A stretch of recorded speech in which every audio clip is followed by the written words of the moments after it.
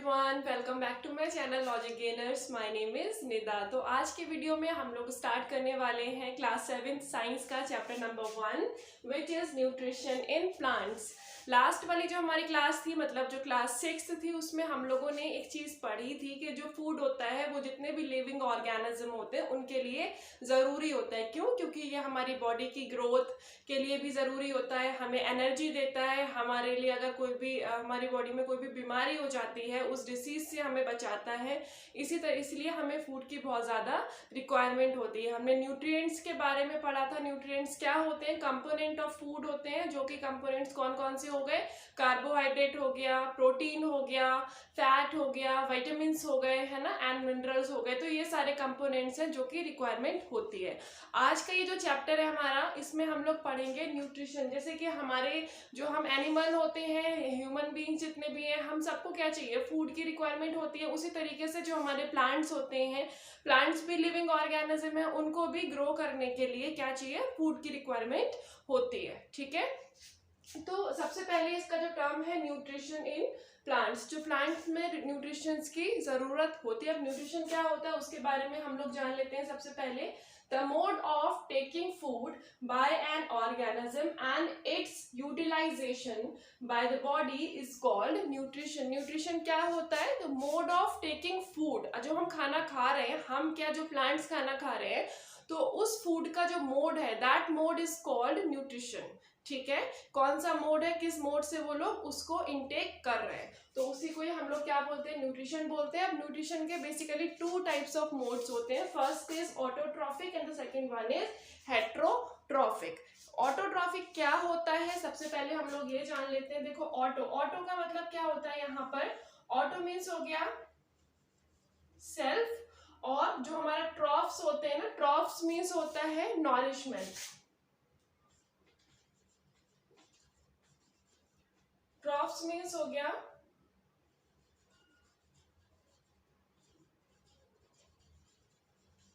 Nourishment. ठीक है, तो ऑटोट्रॉफिक मीन्स क्या हो गया? जो कि जो भी ऐसा लिविंग ऑर्गेनिज्म है जो कि अपना फूड खुद बना रहा है, ठीक है, उनको हम क्या बोलते हैं? ऑटो। मतलब जो सेल्फ नॉरिश कर रहे हैं अपने आप को, उनको हम ऑटोट्रॉफिक की कैटेगरी में लेते हैं। हेट्रोट्रॉफिक क्या होता है? Organisms take in ready food organisms take in ready food prepared by the plants. ऐसे जो भी ऑर्गेनिज्म होते हैं जो कि प्लांट जो फूड प्रिपेयर करता है, उनको रेडी, एक तरीके से रेडीमेड जो फूड होता है उसकी तरह लेते हैं। जैसे कि मान लो जो इतने भी प्लांट्स हैं, जिस टाइप के भी जो प्लांट्स होते हैं ना, तो नॉर्मली ज़्यादातर जो प्लांट्स हैं वो क्या है? ऑटोट्रॉफिक ही होते हैं। ऑटोट्रॉफिक मतलब वो जो अपना खाना है खुद ही बनाते हैं। वो ऐसा नहीं है कि बाहर से कोई भी चीज़ ले आए उसको खा रहे हैं, नहीं। उनका जो भी खाना होता है, बस उनको बाहर से रॉ मटेरियल मिलता है, जितने भी प्लांट्स होते हैं, और वो लेकिन अपना फूड है वो खुद बनाते हैं। तो जितने भी प्लांट्स हैं वो ऑटोट्रॉफिक की कैटेगरी में ही आते हैं। बाकी जो हमारे हेट्रोट्रॉफिक है, हेट्रोट्रॉफिक में एनिमल्स आते हैं, हम लोग हो गए, क्योंकि हम लोग कभी भी अपना खाना खुद नहीं बनाते। हमें क्या मिलता है? ये हम किस पर डिपेंडेंट होते हैं? हम प्लांट्स पर डिपेंडेंट होते हैं। हम देखो, वेज खाएं या फिर नॉन वेज खाएं, दोनों ही केसेस में हम प्लांट्स पर डिपेंडेंट है। आप लोगों ने पहले पढ़ा होगा ना, जो एक साइकिल पढ़ी होगी, तो लाइफ साइकिल होती है। तो नॉर्मली अगर हम वेजिटेरियन है तो हम लोग प्लांट्स पर डिपेंडेंट है, और नॉन वेजिटेरियन है तो हम एनिमल पर डिपेंडेंट है। और एनिमल किस पर डिपेंडेंट है? वो भी प्लांट्स पर डिपेंडेंट है। तो ये हम लोग डायरेक्टली बोल दें या तो फिर इनडायरेक्टली बोल दें, दोनों ही केसेस में हम लोग प्लांट्स पर डिपेंडेंट होते हैं। हमारा खाना खुद नहीं बनाया जाता है। ठीक है, इसीलिए हम लोग जितने भी हैं एनिमल्स जो भी होते हैं वो हेट्रोट्रॉफिक की कैटेगरी में आते हैं। ठीक है, तो ये तो हो गया हमारा autotrophic and heterotrophic. I hope आपको ये दोनों ही टर्म समझ में आ गए हैं बहुत अच्छे से।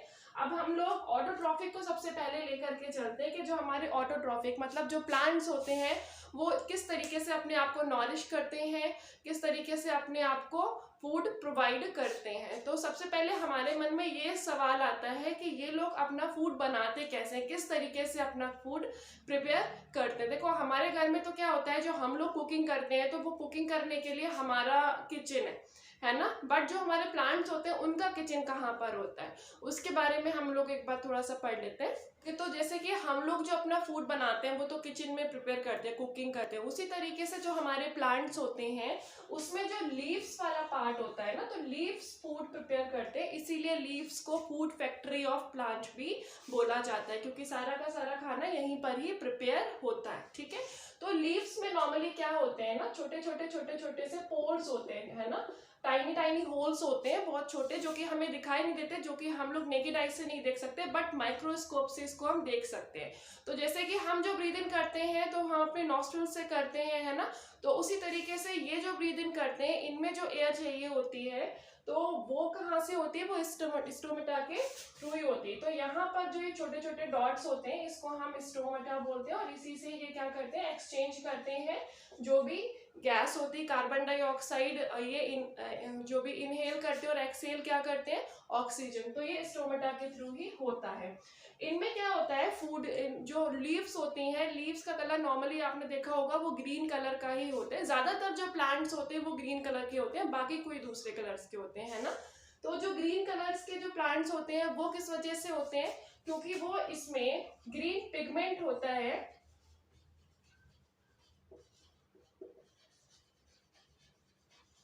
उसको हम क्या बोलते हैं, क्लोरोफिल बोलते हैं। ठीक है, तो ये क्लोरोफिल का क्या काम होता है, देखो स्टोमेटा का तो हमने काम बता दिया, क्या होता है कि ये और जो हमारे जो एटमॉस्फेयर है उसमें से जो एयर इसको चाहिए वो ये लेगा। ठीक है, क्योंकि हमें फूड प्रिपेयर करने के लिए, जो प्लांट्स है उनको फूड प्रिपेयर करने के लिए एयर चाहिए, तो एयर तो स्टोमेटा के थ्रू मिल गई।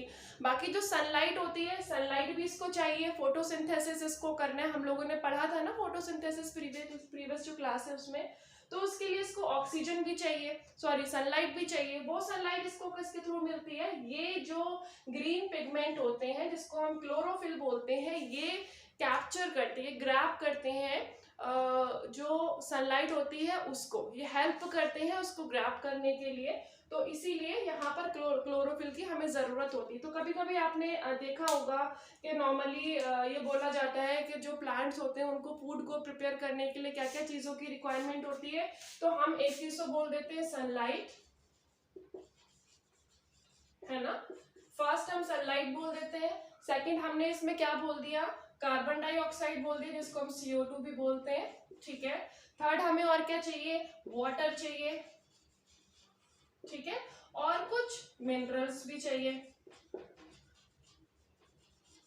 ठीक है, अब हम लेकिन एक चीज भूल गए हैं कि इसमें अगर हमारे पास क्लोरोफिल नहीं होगा, तो क्लोरोफिल नहीं होने की वजह से जो हमारा सनलाइट है ये इसको कैप्चर नहीं कर पाएगा, और उसके अगर हमारे पास सनलाइट ही नहीं आएगी तो फिर फोटोसिंथेसिस हो नहीं पाएगा, मतलब कि खाना नहीं बन पाएगा। तो फोटोसिंथेसिस में बार बार टर्म्स यूज कर रही हूँ, तो अगर आपको ये चीज आप लोगों ने पढ़ी है तो बहुत अच्छी बात है, लेकिन मैं एक बार रिपीट कर देती हूँ। Photosynthesis is the process of making food by the plant. जो प्लांट अपना खाना बनाते हैं बाय यूजिंग दीज सब्सटेंसेस, इस प्रोसेस को हम क्या बोलते हैं, फोटोसिंथेसिस बोलते हैं। तो फोटोसिंथेसिस के लिए हमें ये सारी चीजें तो चाहिए ही चाहिए हैं, लेकिन इसके अलावा हमें क्लोरोफिल भी चाहिए ही चाहिए। ठीक है, क्लोरोफिल के बिना हम लोग अपना फूड क्लोरोफिल के बिना जो हमारे प्लांट्स होते हैं वो अपना फूड प्रिपेयर नहीं कर सकते। तो हम इसको ना एक बार इक्वेशन की फॉर्म में समझ लेते हैं। जैसे कि हमें फोटोसिंथेसिस के लिए सबसे पहले चाहिए कार्बन डाइऑक्साइड प्लस वाटर। ठीक है, और इसके बाद में in the presence of sunlight, अब क्या सिर्फ सनलाइट ही चाहिए, सनलाइट हमें कहाँ से मिलेगी, किसकी हेल्प से मिलेगी, क्लोरोफिल की हेल्प से मिलेगी। ठीक है, तो हम सिर्फ सनलाइट को ही ऐड नहीं करेंगे, क्लोरोफिल के भी ऐड कर रहे हैं। तो इसके बाद में हमें जो चीज मिलेगी वो क्या होगी हमारी, सबसे पहले हमने पढ़ा था जो हमारे कंपोनेंट्स होते हैं फूड के। ठीक है, एक तो हो गया कार्बोहाइड्रेट, तो हमें यहाँ पर मिलेगा कार्बोहाइड्रेट बोल लो, या तो फिर आप इसको स्टार्च भी बोल सकते हो, क्योंकि कार्बोहाइड्रेट में क्या प्रेजेंट होता है, स्टार्च प्रेजेंट होता है। और कुछ हमें ऑक्सीजन भी, इस जो भी ये इक्वेशन बनेगी पूरी, इस प्रोसेस में कुछ कार्बन डाइऑक्साइड सॉरी ऑक्सीजन भी रिलीज होगी, जो कि हमें एटमॉस्फेयर में मिलती है प्लांट्स के द्वारा। तो ये पूरा का पूरा हमारा जो है एक इक्वेशन होती है जिससे हम समझ सकते हैं कि ये हमारा पूरा फोटोसिंथेसिस होता है, जिसमें कार्बन डाइऑक्साइड चाहिए, वाटर चाहिए और सनलाइट और क्लोरोफिल की प्रेजेंस में हमें कार्बोहाइड्रेट मिलता है और ऑक्सीजन मिलता है। ठीक है।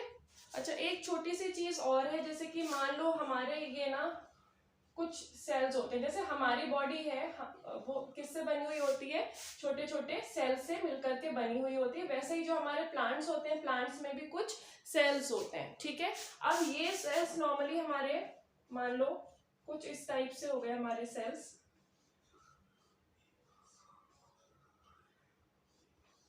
ठीक है, ये हमारे सेल्स हो गए। तो ये सेल 1 हो गया, 2 हो गया, 3, 4, 5 इस तरीके से। तो ये जो बीच का पार्ट होता है इसको हम क्या बोलते हैं, न्यूक्लियस बोलते हैं।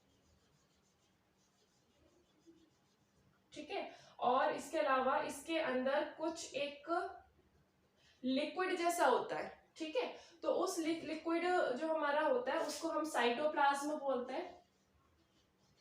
ये हमारे अंदर भी होता है, ऐसा नहीं कि सिर्फ मैं प्लांट्स के टर्म की बात कर रही हूँ। थर्ड, इसके बाहर ये जो हमारा पूरा सेल है ना, इसको प्रोटेक्ट करने के लिए एक दीवार टाइप की होती है ताकि प्रोटेक्शन इसको मिल सके, and this wall is called cell membrane.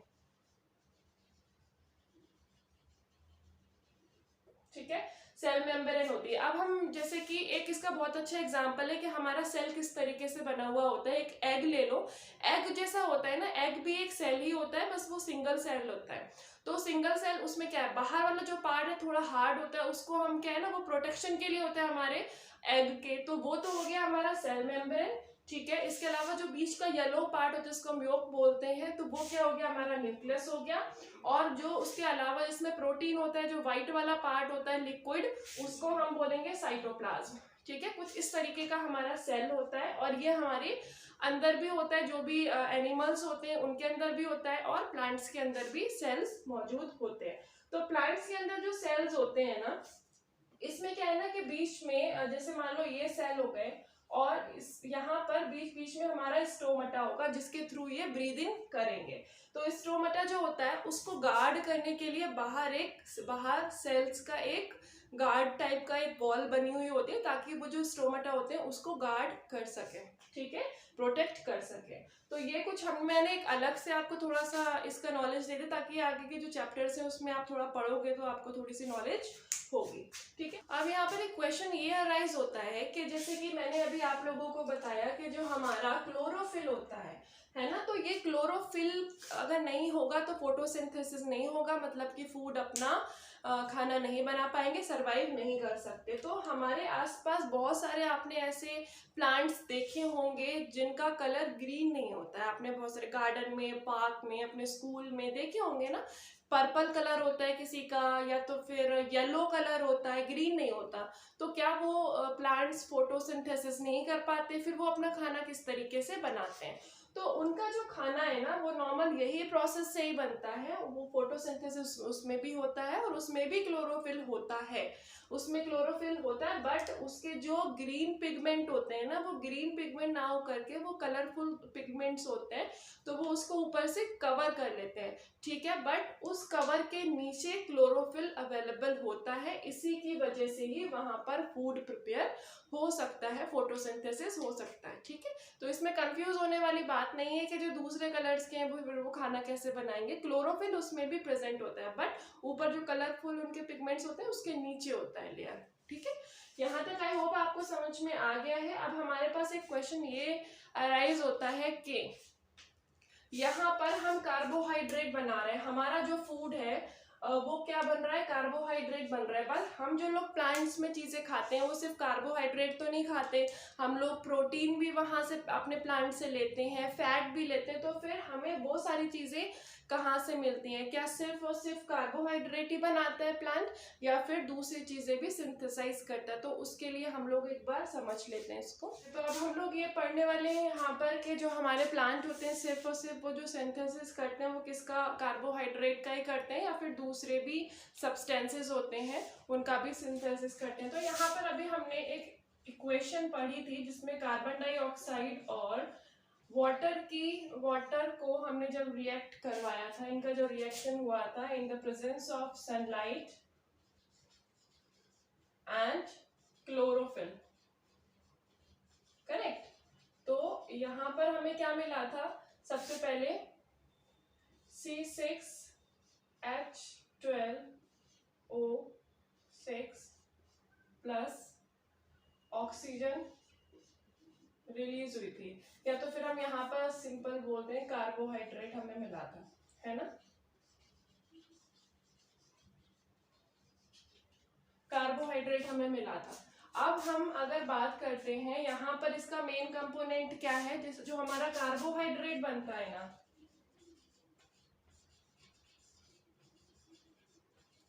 इसके जो मेन सब्सटेंसेस होते हैं ना, वो एक तो होता है कार्बन, ठीक है, और इसके अलावा इसमें हाइड्रोजन होता है, और होता है एक ऑक्सीजन। जब हम प्रोटीन की बात करते हैं तो प्रोटीन भी हमें मिलता है, बट प्रोटीन के मेन सब्सटेंस कौन से होते हैं, कार्बन नहीं होता उसमें। प्रोटीन का जो मेन सब्सटेंस होता है वो होता है नाइट्रोजन।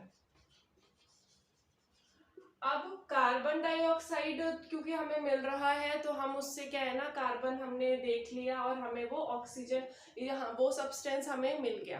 बट नाइट्रोजन हमें कहाँ से मिलेगा, जो हम प्रोटीन हमें चाहिए ना, क्योंकि हम लोग कह रहे हैं कि सिर्फ यहाँ पे कार्बोहाइड्रेट ही मिल रहा है क्या, कुछ प्रोटीन नहीं मिल रहा। प्रोटीन हमें कैसे मिलेगा, प्रोटीन भी हमें मिलेगा, बट उसका जो मेन सब्सटेंस है प्रोटीन का वो नाइट्रोजन होता है। नाइट्रोजन हमें कहाँ से मिलेगा, तो सिंपल सी बात है, हमें पता है हमारे एटमॉस्फेयर में नाइट्रोजन प्रेजेंट होता है, बट वो फोटोसिंथेसिस में यूज नहीं होता है।